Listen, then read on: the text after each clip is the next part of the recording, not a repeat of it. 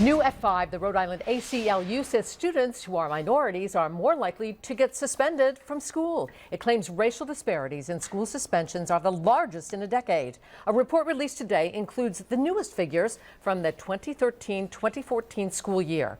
The study looked at suspensions for disorderly conduct or insubordination.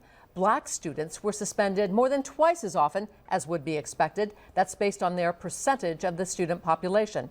Hispanic students 1.5 times as often, and white students less than would be expected, according to that report. The ACLU says the gap has grown over the past 10 years. And NBC 10's Tony Gugliotta was there when the report was released. He has more tonight on what might be done to fix the problem. New at 5.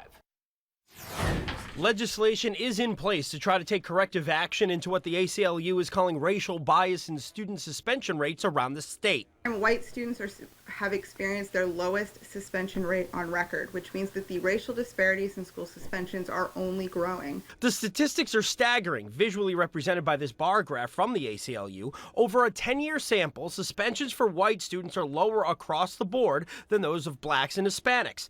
By the numbers, across the state last year, in grade levels K through 12, white students were suspended just a little more than half as often as expected based on their population in the school system.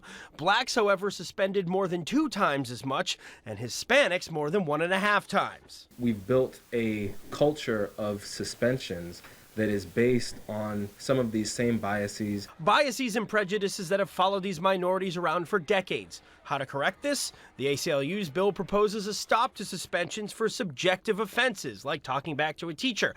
They push for restorative justice, working through issues with students instead of just suspending them. We need to have positive discipline practices and moving away from punitive discipline practices. This, says the panel, will cut down on suspension rates, keep kids in school, and clog the so-called school-to-prison pipeline. Tony Gugliotta, NBC 10 News.